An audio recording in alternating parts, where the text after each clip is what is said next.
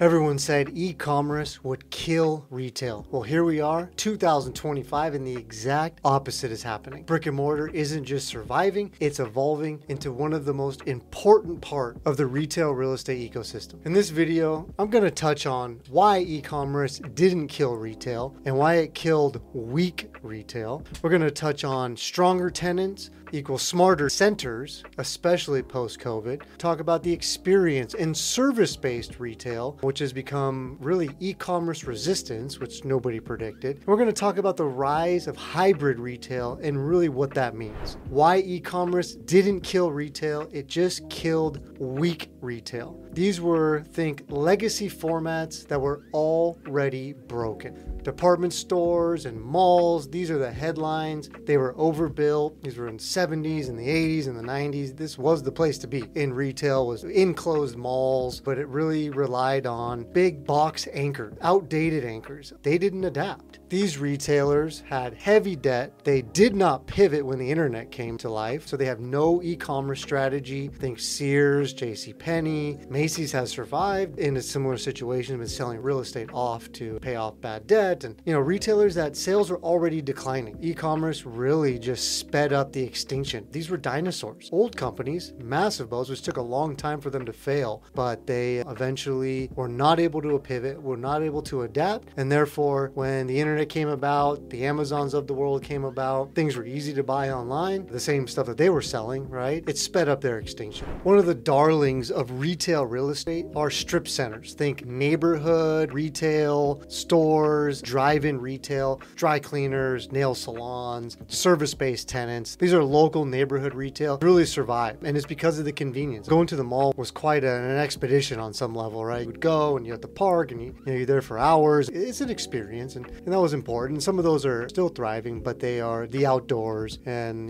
live music, lots of other gathering areas. We're thinking more neighborhood centers, grocery stores, restaurants, service-based tenants that you can't really buy stuff online, coffee, medical, veterinary clinics, things of that nature. It's interesting. The way to think about it was you don't need a Macy's when you've got a Starbucks or a dentist. However, you probably want Starbucks and a dentist if you've got a department store. Interesting way to think about it and why the retail strip centers have done so well. Another key point here, consumer behavior evolved. It didn't disappear. No one's sitting at their house all day pressing the button, although that's very convenient. Some stats out there, 75% of consumers will still shop in person at least once a week. Comes from ICSC. So what changed really is just the expectation, convenience, speed, and brand consistency across all channels. Stores didn't die. The bar just got higher. They need to evolve. They need to provide an experience. They need to really have a reason for people to come. Something that we're very adamant about is stronger tenants are really equaling smarter centers. And we're in a post-purge environment. Let's say COVID, e-commerce created it. Let's just say it cleaned the slate a little bit. It really forced things to change. Technology accelerated. Retailers that were already kind of hanging on by a thread, had high leverage, high debt, they folded. So the ones that remain were efficient, they were focused, they were multi-channel capable, meaning they've got the physical location, they've got the e-commerce platform, you can buy online, you can still come into the store, you could do to-go orders in restaurants, but still come in and sit. And we're looking at as the worst have left the market. Now there's still some of that going on and the headlines are still out there, but the best stayed and the best got better. So today's tenant demand is really service-based. Let's see, what are the top leasing categories of 2024 and into 2025 here? Medical, think urgent cares, think dental offices. I'll even put the pets into that. Think veterinary clinics, can't do that online. Anything food and beverage. Bars, kind of a resurgence of the speakeasy field, super cool, but that's an experience. You go out, you go on a date there. It's fun. Food and beverage, sit-down restaurants have really come back post-COVID. Sales have been increasing. If they're good, should probably have some sort of to-go menu. They've got some sort of delivery. That's the hybrid model, right? They got both. They've got multi-channel ways of doing that. Fitness came back with a vengeance. Yoga studios, Pilates, big gyms are taking up massive space. Private gyms are taking up retail space, even small industrial space. And then you've got education. You've got tutoring and daycares. Those have come back too. Again, another thing you can't do online. So these are businesses that thrive because of the in-person demand. And so retail centers in our eyes have really become operator first. Landlords should really be thinking more like business managers, not just rent collectors contractors. We need to be focused, and I've said this before, is it's really a part art, part science. We can look at spreadsheets all day and look at financials and underwriting and what our rent's going to do and what can we buy the property for. And those are just best guesses, to a couple decimal places if we're lucky. But focusing on the art, and that's that tenant synergy, that's traffic flow, that's curb appeal. From the landlord's point of view, we're not just providing a space, we're curating a community. And that's where older mom and pop operators are just hands off.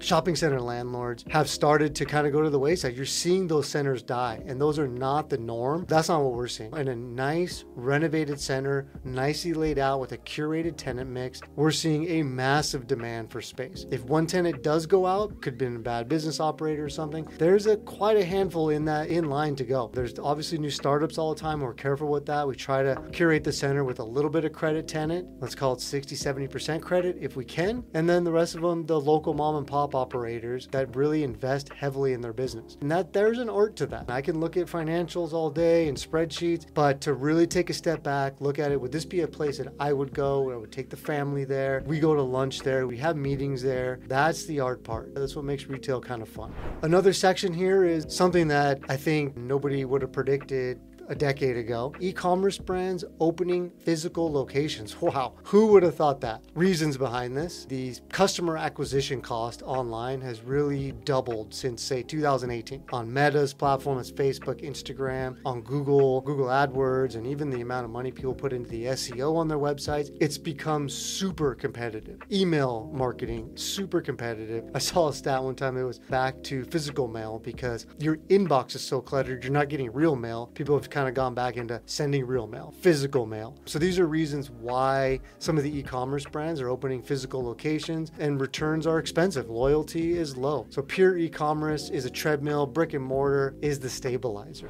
Some of these big direct-to-consumer brands that need a physical presence or have realized they need a physical presence. Warby Parker, online presence, now over 200 plus stores. You have brands like Glossier, you have Allbirds, Everlane, Casper. You can order mattresses online. Customers want to see, they want to touch, they want to feel. Those big brands just all opened retail locations post-pandemic. Amazon now leases grocery stores, bookstores, distribution-connected retail, last mile, Amazon Go. These are the same companies that a decade ago were supposed to kill retail, and now they're leasing it. Interesting concept on that. What they're really focused on, again, is that multi-channel, the omni-channel shoppers. Customers that interact in the store and spend online. The e-commerce brands have really realized that stores equal trust. It helps with local fulfillment, kind of that last mile, and it helps with showrooming. We have retailers in our centers that is literally just a showroom to come, maybe even pick up merchandise that they did buy online, so they can stock some there, gives that customer interaction feel. If it's something kind of custom, they can come in and maybe try it on, make some alterations there, go back, instead of getting it to your house and doing the measurements,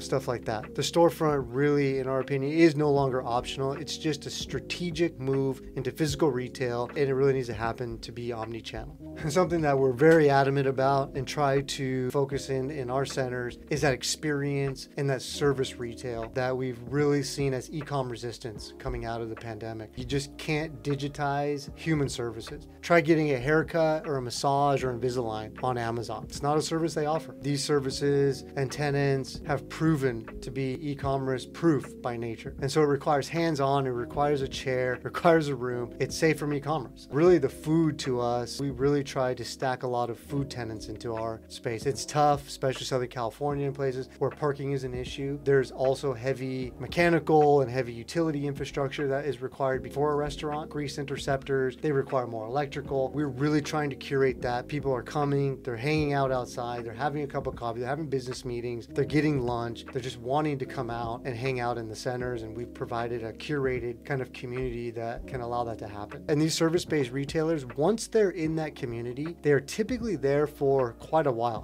You might even notice that you've seen the same restaurant or the same insurance company or the same kind of brick and mortar location be there for 10, 15, maybe even 20 years. I know a place where I grew up, there's a sub sandwich shop down the street. It's been there for 25 years. I worked there in high school. These people have great retention. And because of that, we like to call them kind of a sticky tenant. Once the community is aware of them and they make it past that first couple of years, what does that mean up front? A lot of times they'll spend more on the build out. And so that means that they're more heavily invested in the success of this business, therefore spend more money on rent. They have location dependent business business models. They stay longer. These people will sign 10-year leases, a couple 5-year options, meaning they could be there for 20 years before they even have to negotiate a renewal or re-up the lease, or maybe think about looking for a new location. Once they're in there, and they don't want to just rent a space. Like, they are actually invested in this stuff. And this is where the demand that we see is exploding. ICSC reported 60 to 70% of new leasing activity is in strip centers and service-based. That's the space that we play in. 60 to 70% of all new leasing. Think about that. In strip centers, service-based tenants. These uses create traffic loops and they help all the co-tenancy. Now let's talk about that. A dentist drives traffic to the coffee shop. A gym helps the smoothie shop. It's just a synergy play. It makes sense, right? It's got a kind of a common sense feel to it, but really curating that perfect mix is the art part of commercial real estate. And not a lot of other sectors get to play around with that. The rise of hybrid retail. And we've touched on this a little bit with why the e-commerce brands have wanted to realize that they need as a strategy in the business plan to get physical locations, showrooms, faster returns. It's really kind of retail's new edge. Buy online, pick up in the store. Accounts for up to 20% of transactions for some of the big brands. Customers will browse online, but they want to return or they want to exchange in person. And so retail centers now, especially convenience, service-based centers, have really closed the loop on that customer experience for them. So the physical presence really enhances the performance of their online. Brands with local storefronts see lower rates of return and higher conversion. Think that customer service, that touch, that feel, customer service representative, someone to actually go talk to,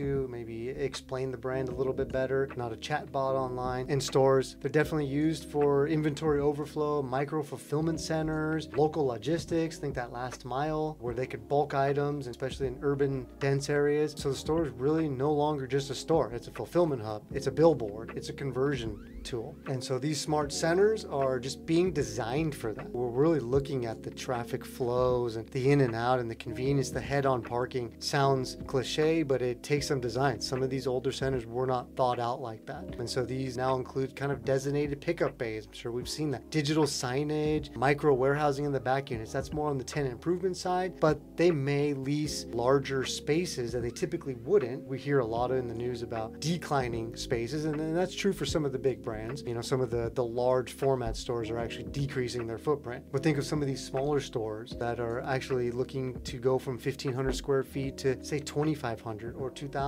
And it's because they've got kind of a mini warehouse in the back. We're on the front lines of it. We're seeing it. And so these good centers aren't competing with e-commerce. Well, we're just enabling.